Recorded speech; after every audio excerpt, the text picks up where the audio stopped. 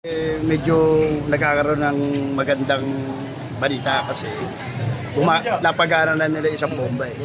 Pagana na isa. Bali, 4 na bomba yun, sir, no? Oo, apat. Kaya pumunta si Yorme rito. Tsaka si Secretary Dizon para makita nila kung totoo nga kayang paganahin talaga. Sa ngayon po, ilang lang po na masasabi. Tapos yung dredging dito, sir, tuloy-tuloy yung dredging sa Sarakan. Oo. Sa kabila, no? Yung lalabas yung tubig sa likod. So sana tuloy-tuloy na maayos yan para mabawasan ang problema sa kasasakupan ko at mga ibang barangay. Yun lang po muna masasabi ko. Salamat po. Kaya, chairman, no?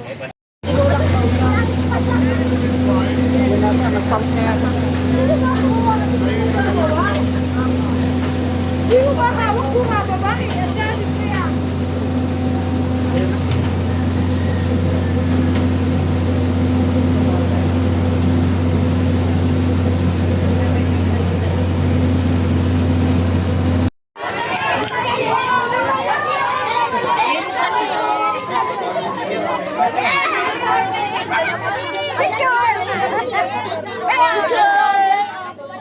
Hoy, alagaan niyo yung mga ano ko ha, lola ko ha. Yes,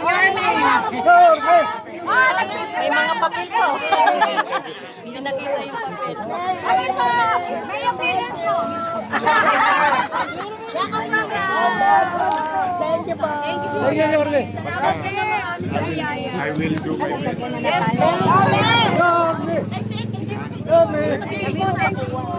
Hawak kayo. Alam. Oh, gano'n. Hindi po si Awi. Merry Christmas.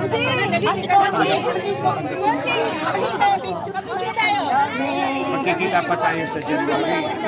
Yung pension nyo. October, November, December.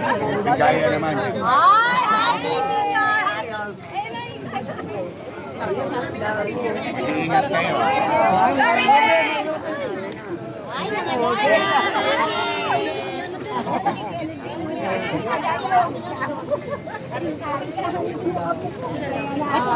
Saya yan.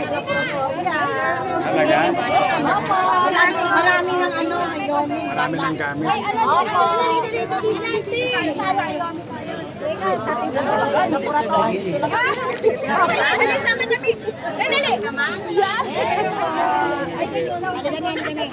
Okay na.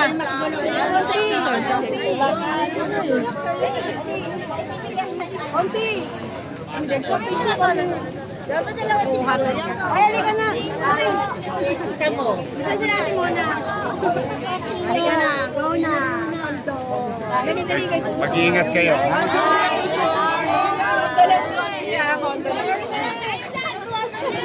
Sakyan na yung mana.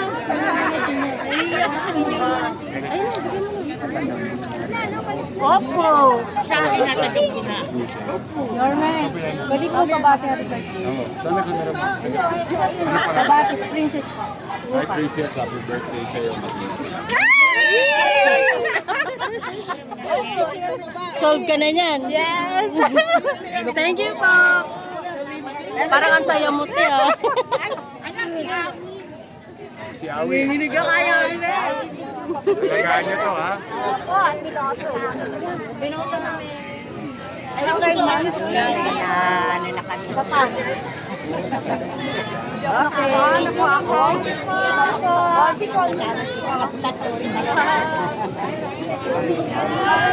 Tapos tatay ka pa. Hindi nakagamit ka pa ng corn beef.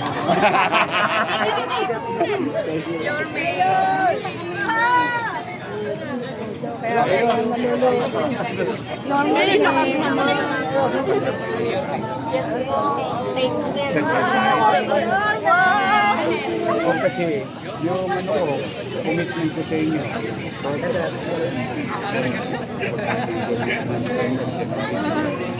After 3 months.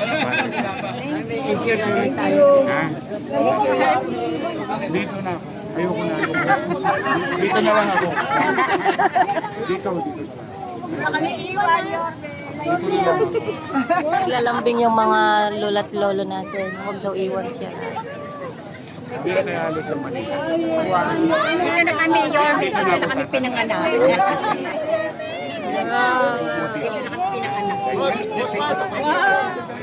pinanganak. Nay, ano masasabi nyo? Ang sabi ni Yorme, di na kayo iwan. Masaya po ba kayo? Yan ang assurance ko, natutuwa ako. Yan ang gusto ko malaman sa kanya na huwag niya kami iiwan ng Manila. Ayun. Masaya ka na niyan, Nay. Parang naiiyak ka ba? Kasi talagang Oo. ano ko yun talaga kami. Ayaw nyo iwan kayo ni Yorme, Nay. Ayoko nga. Ayan. Narinig nyo na sa kanya. Kaya sinabi ko sa kanya, di ba? Huwag mo na kami iiwan. Dito na daw siya tatanda, Nay. Ay, Manila iba eh.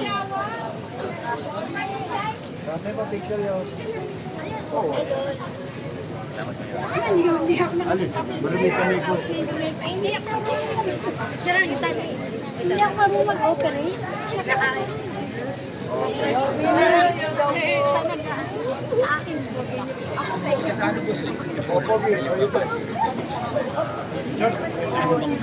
May narinig ko daw.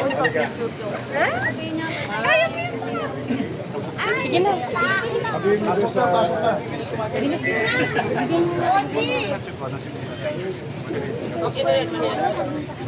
Nagkakaproblema dito sa Paco dahil kahit walang ulan, umaakyat yung tubig sa lupa. And at that time, I was made, a promise was made to the people of Manila by DPWH that they're going to fix it in 3 weeks. And 3 weeks have passed, tuloy pa rin yung nahirapan yung mga taga-Paco na umaakyat ang tubig dahil wala pa rin nangyayari. Be that as it may, ito tayo ngayon, yung commitment nila sa atin ng MMDA at DPWH na ayusin na itong floodgate na to na nasira noong kasagsagan na bagyo. And I was informed by the Korean consultant of DPWH and MMDA na yung para hindi mag-backflow, may gagawing mekanismo temporarily for the next 2 weeks. Then yung tunay na solusyon would be finished by March. So we are hoping before the end of the year, sana wala nang tubig na umakyat sa Paco area, sa community doon. And for the long term, sana maayos sa lalong madaling panahon naman yung nasabing floodgate. Ito bang floodgate po na ito? Gano'n na siya katagal hindi gumagana o nasira? Hindi, nasira lang kung ano. Kaya na-reset na ba Nung bagyo, doon lang. Kasi parang bumigay. Pag nakita may itsura, bumigay. Parang may bumanggang matigas. So bago nung bagyo sir, gumagana? Gumagana. Walang problema ang Paco. Ngayon lang na problema talaga. But it's been so many weeks now. Kawawa naman yung mga kapitbahay namin doon. But then again, I'm very hopeful na napapakinggan naman ng request sa mga taga-Maynila sa national government. Ano doon yung kakabit nila temporary?